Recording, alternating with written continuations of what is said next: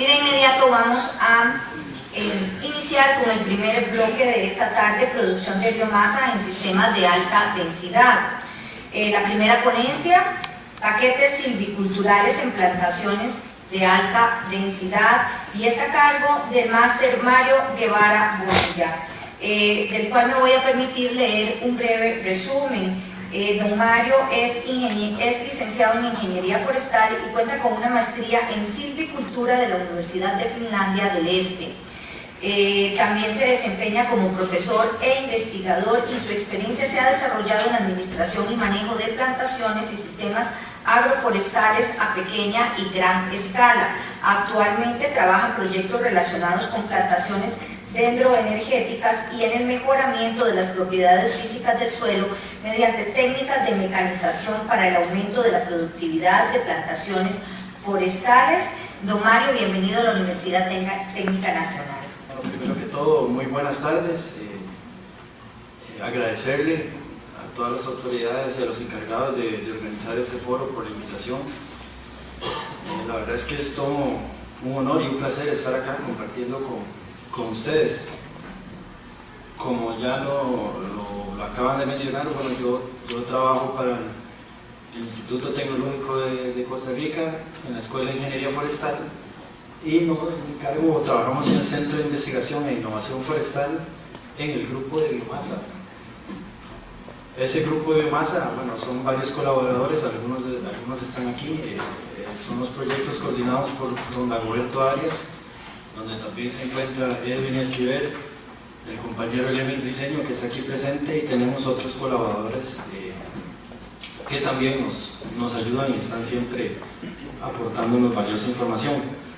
Para el día de hoy, en este tiempo que me han dado, lo que yo quiero es explicarles un poco cuáles son los paquetes silviculturales que se están empleando, cuáles son las técnicas que estamos empleando nosotros para el desarrollo de estas plantaciones de alta densidad. Entonces, lo primero, lo que tenemos que entender, o como ya se mencionó anteriormente, en Costa Rica y en toda la región centroamericana hay un buen ambiente, pueden haber ambientes favorables para la utilización de energías renovables. Ya ahora lo comentamos, se han hecho varios foros aquí en esta universidad donde se han discutido temas sobre las energías renovables más utilizadas: energía solar, fotovoltaica, energía eólica.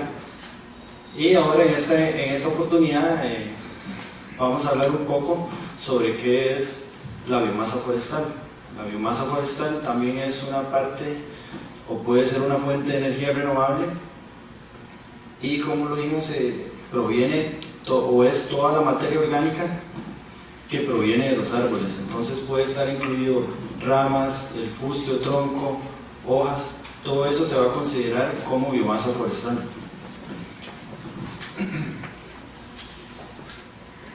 ¿Por qué es considerada la biomasa forestal como una energía renovable? Porque ella toma su energía del sol mediante el proceso de fotosíntesis.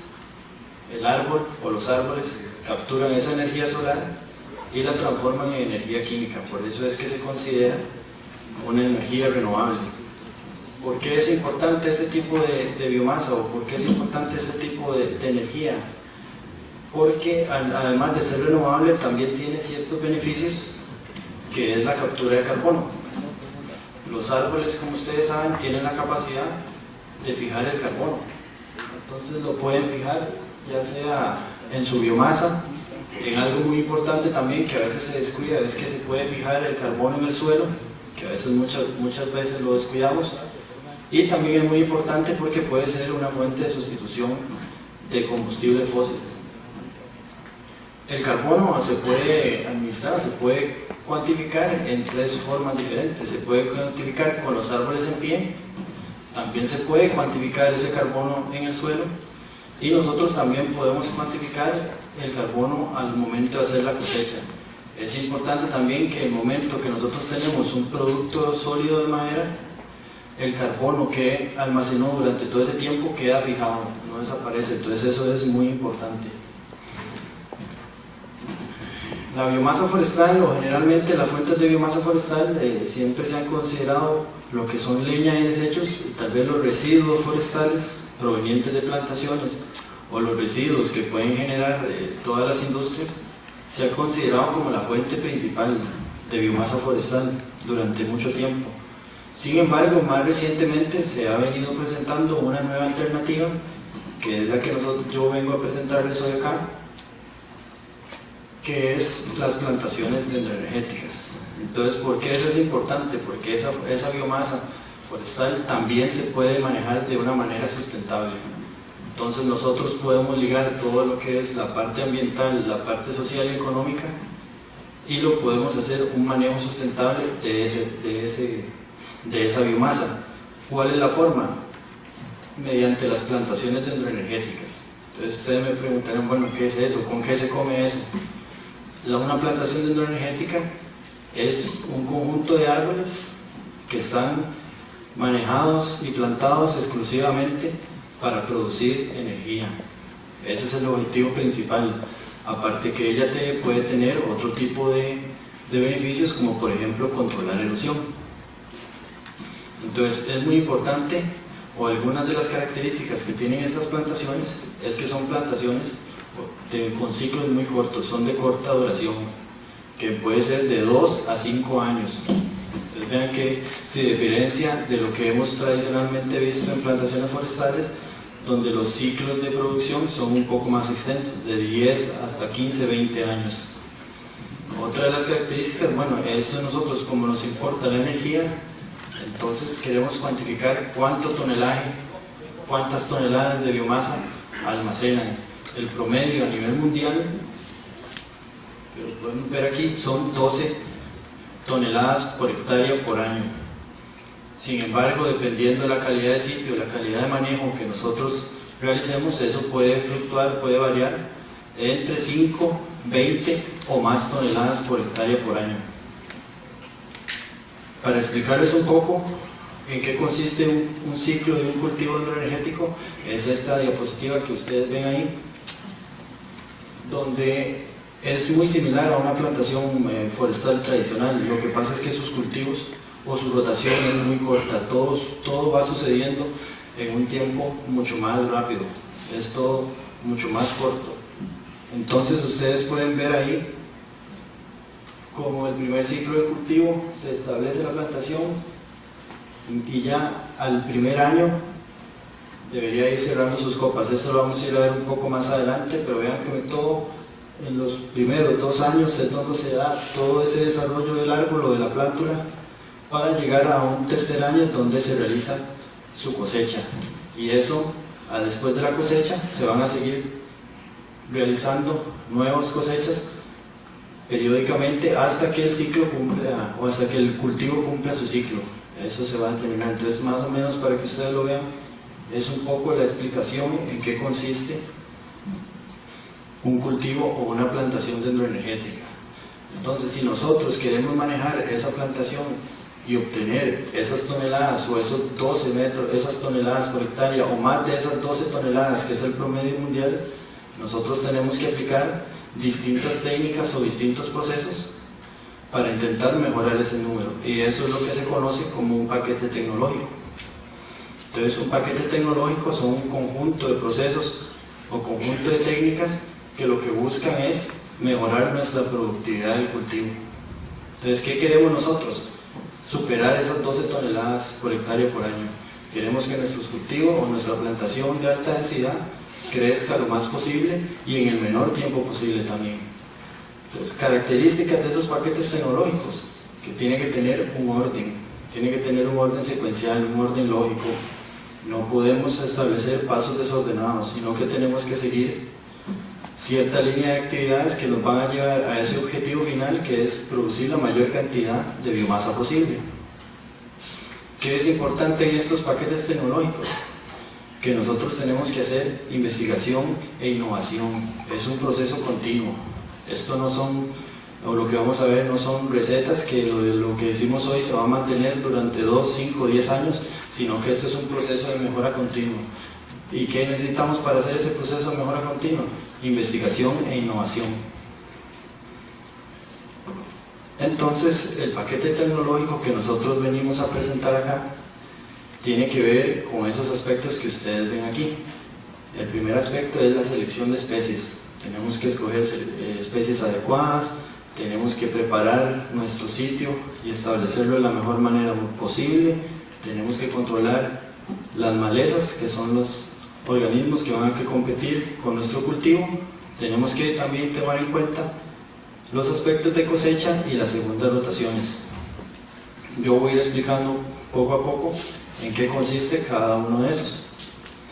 La primera es la selección de especies. Entonces, ¿cuáles especies podemos utilizar nosotros si queremos establecer una plantación de alta densidad? Entonces, esas especies deben de tener ciertas características. La primera de ellas es que tiene que ser de rápido crecimiento. ¿Qué significa eso? Nosotros necesitamos que nuestro árbol crezca y se desarrolle lo más rápido posible. ¿Qué más? ¿Qué necesitamos más? También que tenga capacidad de rebrote.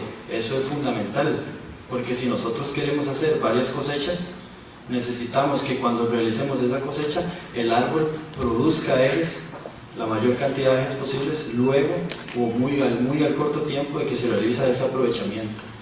También necesitamos que tenga alto poder calórico.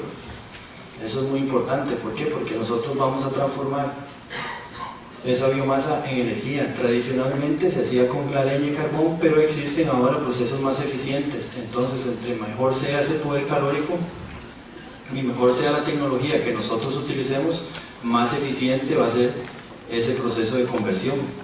Y algo que no podemos olvidar es la distribución, o que haya oferta de esa semilla o de esa especie que queremos utilizar en el mercado. Nosotros podemos tener una especie muy buena, pero si no tenemos disponibilidad de semilla, disponibilidad de plántulas, no vamos a poder hacer nada, o nuestro alcance va a ser muy limitado. ¿Qué plantaciones o qué especies hemos utilizado? En el mundo se han probado decenas de especies. Nosotros en este momento hemos probado esas especies que ustedes ven acá. Si ustedes ven, la primera es el madero negro, una especie nativa. También hemos probado el almendro, el Dipteris panamensis, por su alta densidad de la madera, que lo va a hacer que tenga poderes calóricos altos. Y también hemos probado especies más comerciales, como lo son la melina, la teca y el eucalipto.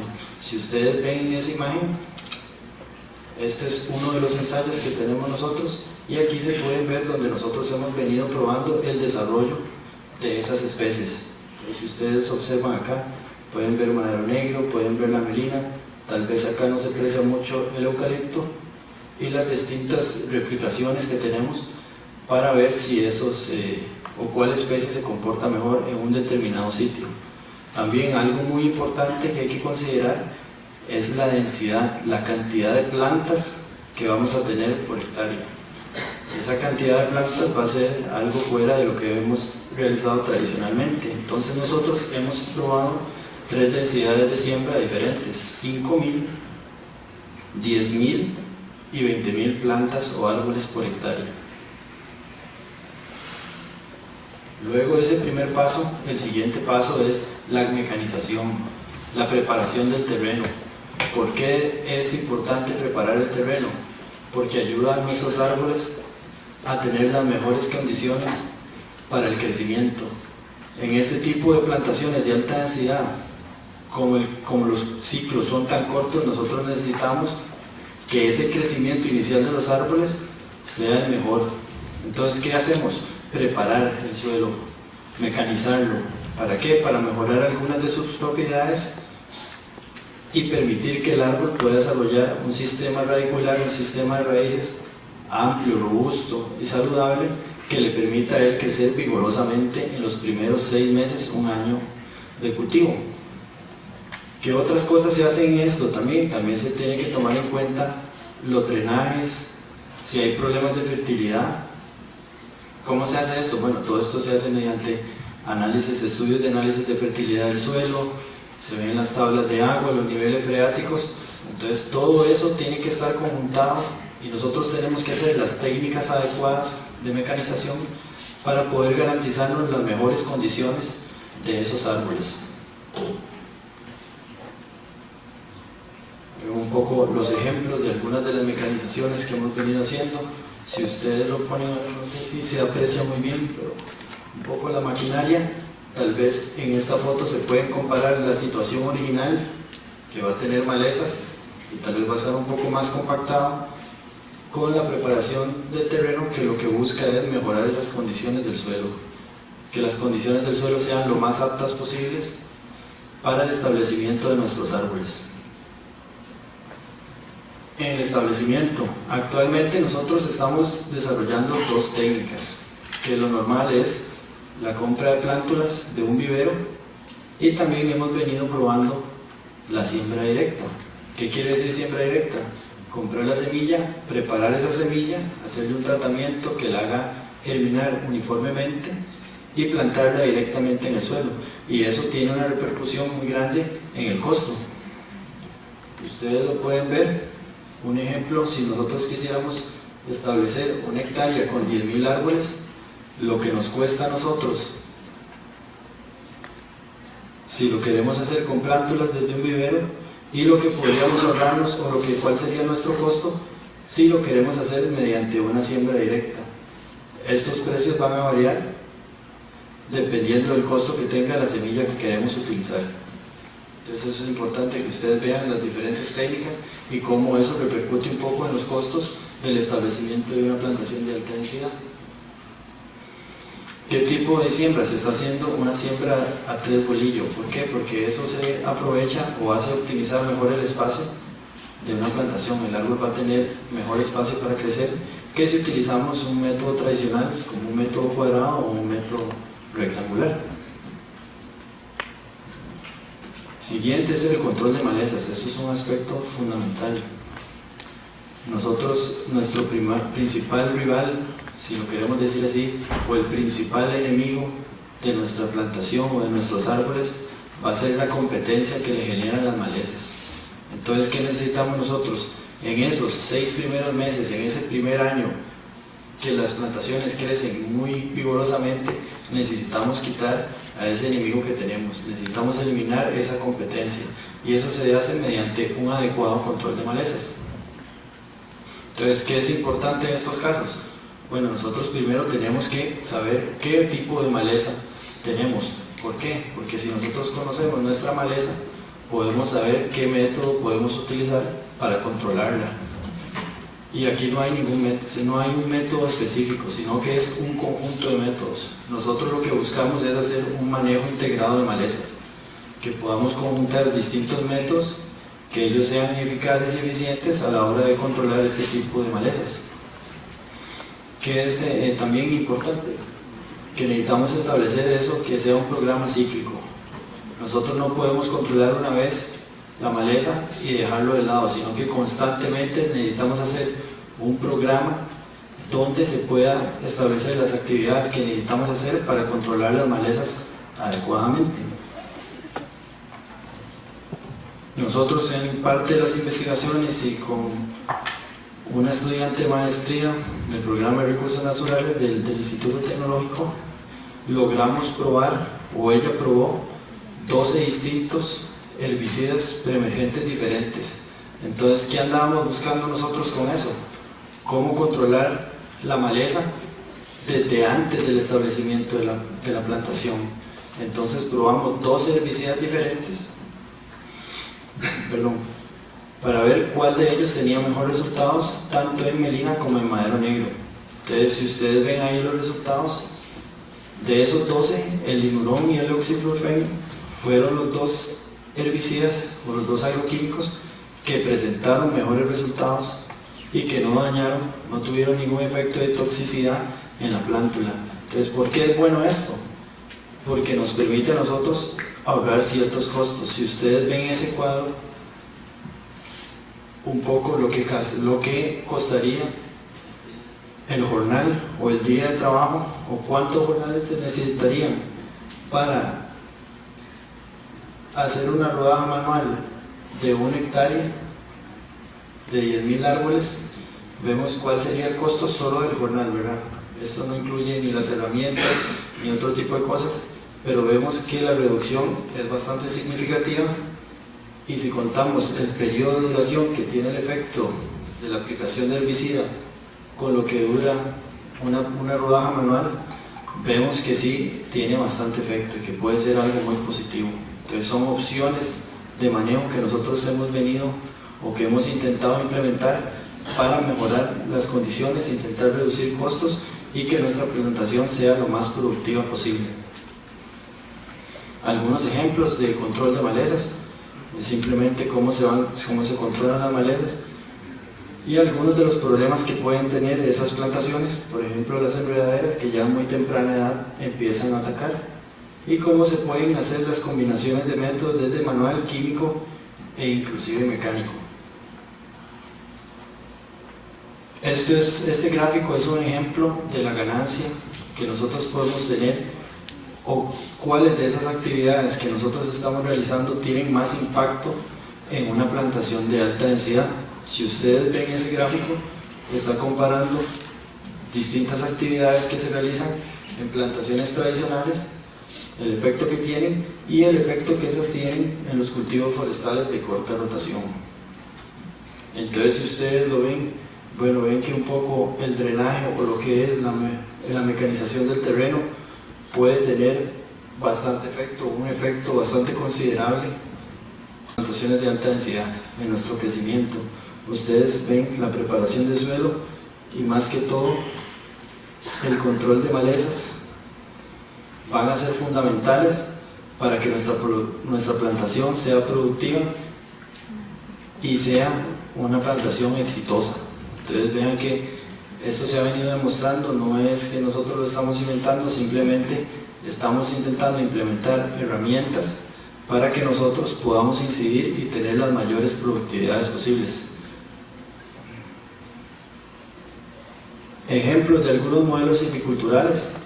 Esto, como yo les digo, esto no es ninguna receta, no es algo que se tiene que seguir, sino que son guías que se pueden dar porque esto puede ir cambiando constantemente conforme nosotros vayamos mejorando esos paquetes tecnológicos. Ya lo dijimos que para realizar o construir un paquete tecnológico necesitamos investigación e innovación. Entonces, este es un ejemplo de algunas de las cosas o actividades que nosotros venimos realizando, por ejemplo, en Melina. En Melina nosotros, bueno, este es un ejemplo de una melina de 2 meses de edad a una densidad de 20.000 árboles por hectárea. Y yo no soy muy alto, pero ya me iban alcanzando, entonces tiene un crecimiento bastante bueno. Pero ustedes pueden ver un poco qué tipo de actividades van haciendo. Y lo principal, como ya lo hemos venido comentando, la mecanización, preparar el terreno, ayudarle a que ese árbol tenga las mejores condiciones. Vemos que en Melina, por ejemplo, si tuvo buena reacción a los herbicidas preemergentes, entonces con esa aplicación podemos ahorrarles otras actividades de control de maleza como las rodajeas o los controles totales. Otro ejemplo, que ya es con una especie diferente, es con el eucalipto. El eucalipto no hemos desarrollado todavía la siembra directa porque es una semilla muy diminuta, es muy complicado. Entonces estamos aplicando otro tipo de sistema que es la implementación del Jiffy Pot. Lo estamos estableciendo mediante Jiffy. Y también vean, si ustedes ponen atención a esa lámina con la lámina anterior, ustedes pueden ver que la cantidad de control de malezas va a ser un poco mayor que con la melina. Eso se debe que todavía nos falta experimentar, o en este caso los herbicidas o el eucalipto es un poco más susceptible a la aplicación de químicos. Pues entonces tenemos que aplicar otro tipo de control, siempre pensando en mantener la productividad de nuestra plantación. Finalmente, los pasos a seguir es hacia donde nosotros vamos dirigidos y va a estar más enfocado en los métodos de cosecha. Actualmente nosotros, nuestros ensayos, las plantaciones que tenemos están llegando ya a su momento de corta.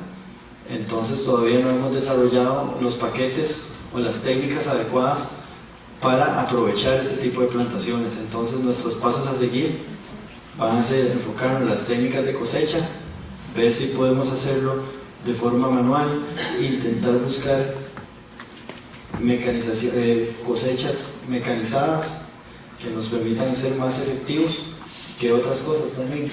el manejo de rebrotes. Ya dijimos que una de las características de las especies que usamos es que tienen la capacidad de rebrotar. Entonces el siguiente paso es saber cuántos rebrotes manejar, si 3, 4, 5 serán adecuados, cuál será la altura que debemos dejar de ese tocón o de ese árbol original que cortamos para que produzca los mejores rebrotes. También otro punto, para intentar mantener nuestra sustentabilidad, que es un aspecto importante, es ver el manejo de nutrientes, la nutrición que necesitan esos árboles, por lo que los procesos de fertilización o manejo de nutrientes en esas segundas cosechas van a ser muy importantes. Entonces, para concluir, yo lo que les venía a decirles o quería venir a decirles en esta tarde es que las plantaciones de alta densidad son una opción que cada vez van surgiendo o cada vez se va convirtiendo en una opción más importante para tener una fuente de energía renovable como es la biomasa forestal. Y si nosotros queremos lograr tener productividades o rendimientos mayores a esas 12 toneladas, debemos seguir cierta cantidad o debemos seguir cierta línea de actividades que nos van a permitir o nos van a garantizar tener esa productividad. No voy a hablar de resultados porque el compañero Lemer es el que los va a enseñar, pero entonces yo les digo que, como conclusión, que nosotros mediante un paquete tecnológico, mediante una lista o una guía de actividades, podemos hacer que nuestras plantaciones de alta densidad sean productivas y sean competitivas. Para finalizar, bueno, los agradecimientos a todas las instituciones, empezando por el Tecnológico y al MISID, CONICIT, que nos han ayudado a nosotros a generar este tipo de proyectos y a seguir investigando e innovando en este tipo de temas de energías renovables usando biomasa forestal. Muchísimas gracias. Muchísimas gracias a don Mario por su participación, y para ello le tenemos un reconocimiento que dice lo siguiente: la Universidad Técnica Nacional, la Rectoría y el Programa Institucional de Gestión Ambiental para el Desarrollo Sostenible extienden el presente reconocimiento a Mario Guevara Bonilla por su valiosa colaboración como expositor en el Foro Energías Alternativas UTN 2015 Bioenergía Forestal. Está realizado en la ciudad de La Juela en esta fecha y está firmado por nuestro rector, el señor Marcelo Prieto Jiménez, y por nuestro coordinador del programa de gestión ambiental, el señor Enrique González Villalobos. Don Mario, muchísimas gracias por estar en esta tarde con nosotros.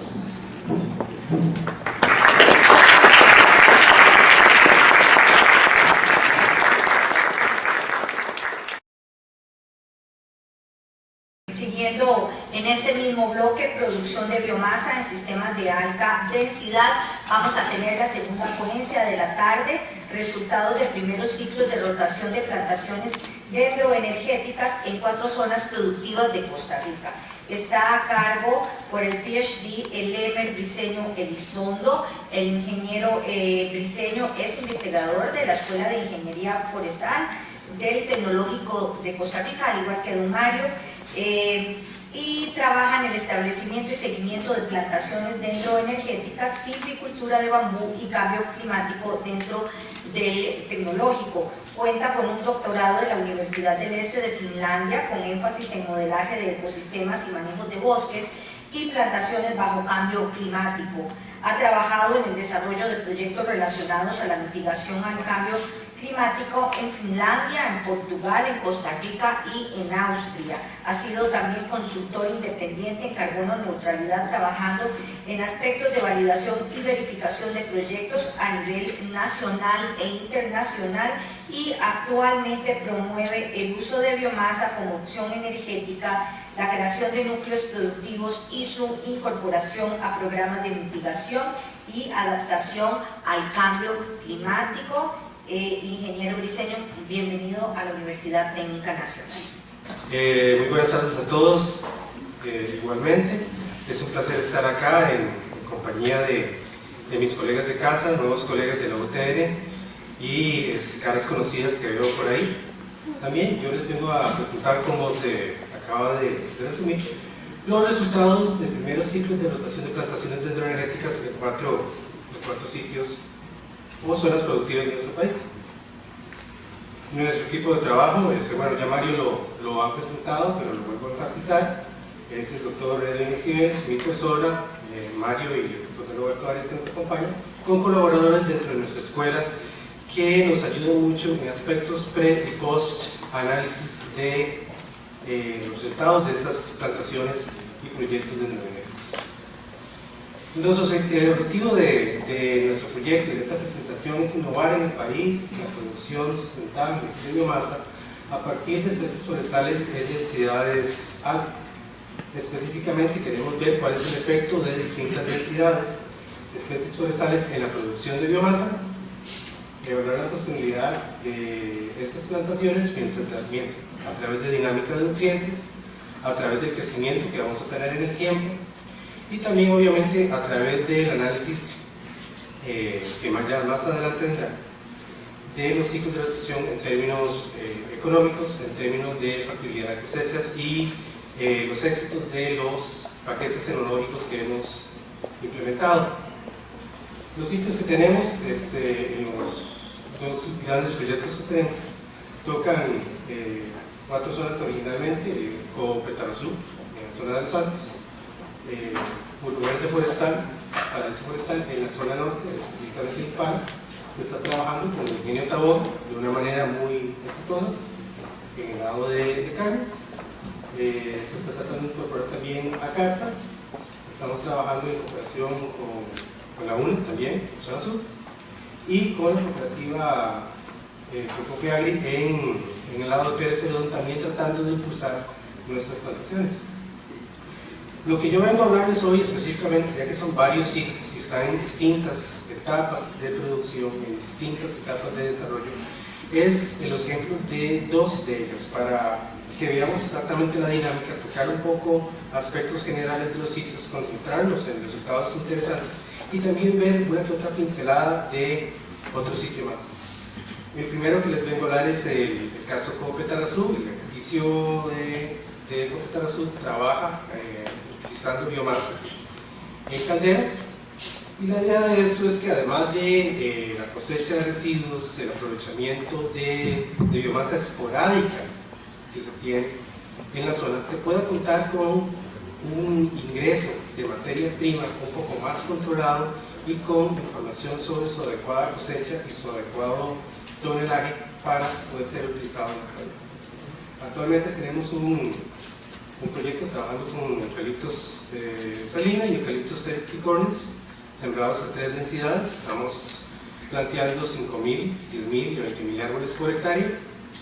Este diseño se repite para términos de comparación de técnicas en los otros sitios, pero no se descarta que podamos pensar en que esto dé respuestas a presente y futuro sobre la variación de las densidades que podamos aplicar.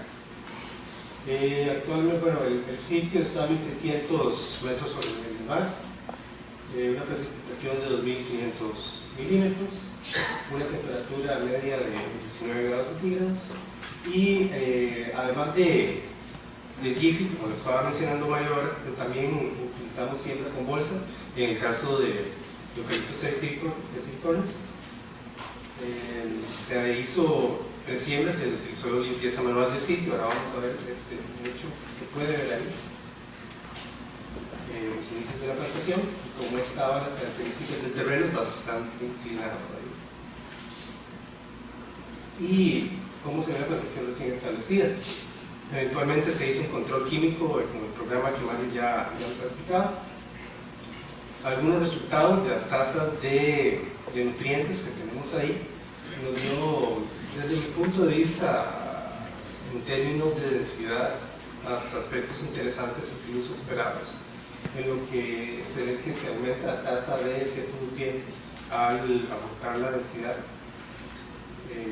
en el sitio.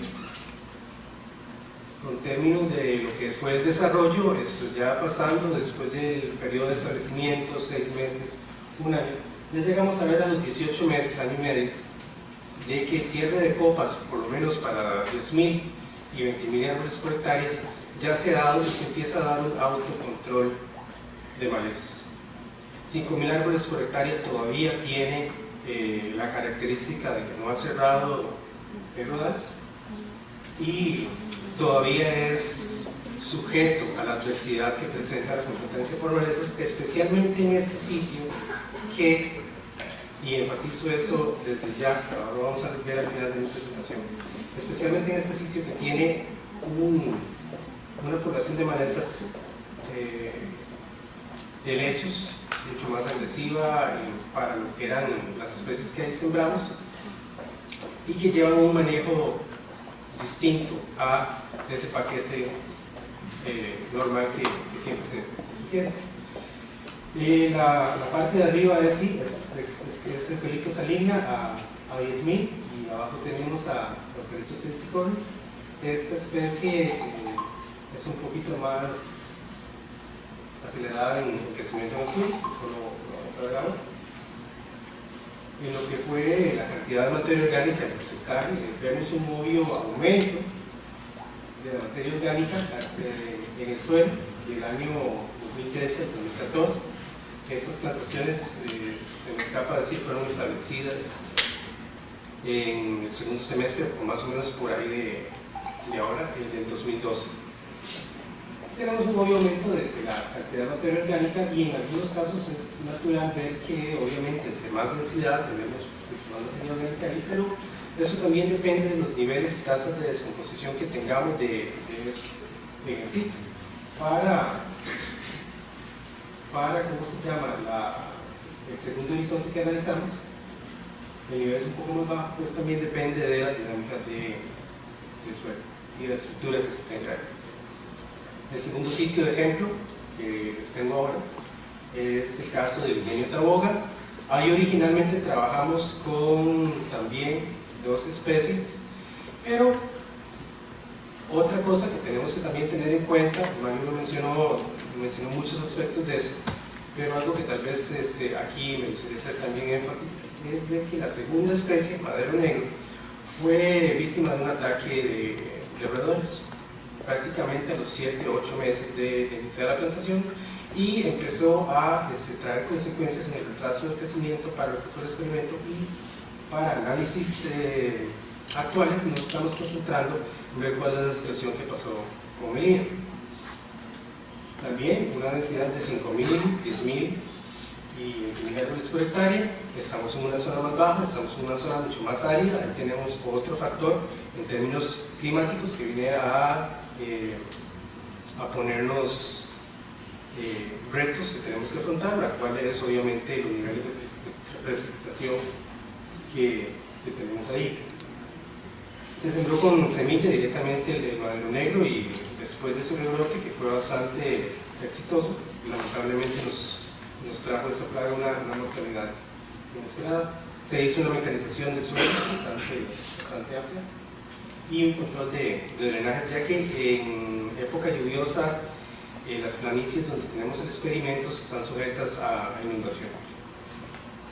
Aquí tenemos un dato interesante de lo que es los niveles de materia orgánica para los primeros 20 centímetros y los otros 20 centímetros del suelo. Aquí la cantidad de materia orgánica de 5.000 árboles por hectárea fue mayor que los otros dos, y eso lo estamos infiriendo a un acelerado proceso de descomposición por temperaturas en ese sitio. El desarrollo de la melina, además obviamente es una especie de muy rápido crecimiento, y tenemos un lindo ejemplo de los 18 meses. De hecho, esta misma diapositiva se presentó como un éxito del desarrollo del rodal en el Congreso Internacional de Investigación Forestal UFO en 2014, y nos da una idea de que una vez una vez con cierre de copas podemos tener un buen control de maleza natural y eliminarnos esa competencia. También hay 5.000 árboles por hectárea, melina todavía presenta malezas. Este es el ejemplo que también quería traer sobre la zona de Opala, donde estamos trabajando con puro verde forestal, únicamente también para ver un poquito de lo que es materia orgánica y desarrollo del rodal. Aquí estamos trabajando con 3 especies, además de teca y melina, también estamos trabajando con industrias panamenses, el cual también está arrojando datos interesantes. En lo que respecta a lo que es los niveles de materia orgánica, solamente quería identificar también, para que no se me quedara por fuera exactamente esta misma diapositiva en el caso de Teca, y también vemos que los niveles son muy similares, pero siempre contemos que hay un aumento en la cantidad de materia orgánica con una alta densidad. En lo que son rendimientos, esto es bastante curioso, y advierto también de que estos resultados dependen del sitio, dependen del manejo que se le ha dado, dependen de condiciones climáticas. Con esto insisto en no pensar en recetas a lo que son rendimientos, pero podemos caer dentro de lo que son rangos aceptables y lógicos de producción para las distintas especies de acuerdo a los paquetes que ahí tenemos. Por ejemplo, el caso que estaba comentando del eucalipto y la competencia que tenemos con malezas tan agresivas en Cúcuta se está lamentablemente reflejando en esa segunda medición que tenemos en 18 meses en las toneladas por hectárea que tenemos para las dos especies ahí. Insisto en pensar esos 5.000 árboles por hectárea, 2.000 árboles por hectárea y hasta 9.4 toneladas por 20.000 árboles por hectárea. Los estudios que Mario también estaba enseñando sobre los rangos de 5 a 21 toneladas por hectárea vienen de una gama y un mosaico de situaciones también. Esto puede considerarse como uno, y ese 12 toneladas por hectárea es un promedio mundial. Si estamos bien, o si estamos igual o más que el promedio mundial, perfecto, pero tenemos que tomar en cuenta que aspectos de sitio son esenciales a tomar en cuenta para hacer el análisis de lo que son el éxito y los rendimientos de cada sitio. De hecho, con respecto a eso hicimos un análisis, un ejercicio académico muy interesante y muy rico, el cual les voy a enseñar en un momento, para poder entender cuáles son las consecuencias de lo que es un adecuado manejo y su efecto en rendimientos. Para Pulo Verde, por ejemplo, ahí sí nos cambia la situación, en donde estamos empezando ya a entrar en ese rango que se habla para lo que es Teca, pasando del 7.8 a 33 toneladas por hectárea en 18 meses. Ya para en este entonces estamos, pensemos en un 30% más aproximadamente. En este momento, de hecho, estamos entrando a la fase final de medición del tercer ciclo de estas plantaciones, y eventualmente esto estará disponible como información. Y el caso de Genieta Boga para Melina sí refleja algo bastante atractivo en términos de lo que es la cantidad de toneladas que podemos tener, pero siempre estamos llegando a ver una consideración de la cantidad de capacidad de carga del sitio, en donde yo no quiero que se me suceda tal vez, bueno, esto es mortalidad, pero que suceda tal vez una situación en la cual yo empiece a tener una represión obvia dentro de lo que es el rural de algunos individuos y se me empiece a generar un obvio autorrelevo. Por eso hay que tener mucho en cuenta lo que son los ciclos de producción, obviamente, y ese tipo de estudios nos ayudan a afinar cuáles son las densidades adecuadas de acuerdo a la estructura de copa de la especie que uno puede tener ahí para dar una recomendación técnica adecuada y esperar un rendimiento tal de acuerdo al sitio, de acuerdo al manejo y de acuerdo a las características climáticas. Estos resultados obviamente son un reflejo de la volumetría que tenemos acá, ¿verdad? En donde tenemos a las distintas densidades, 5.000, 10.000 y 20.000, con los respectivos diámetros a datos de 18 meses de edad. Lo mismo con las alturas, donde se ve que obviamente la melina es la especie más competitiva para las que analizamos en estas condiciones y en estos proyectos. De eso es lo que les quería hablar con respecto a ese conondrum que tenemos con lo que es el desarrollo de eucaliptos en campo y los resultados que nos dio, y un modelaje de ecosistemas del mismo. Esto lo que estoy enseñando acá es datos de sitios similares utilizando el modelo el modelo fisiológico 3PG. 3PG significa, por sus siglas en inglés,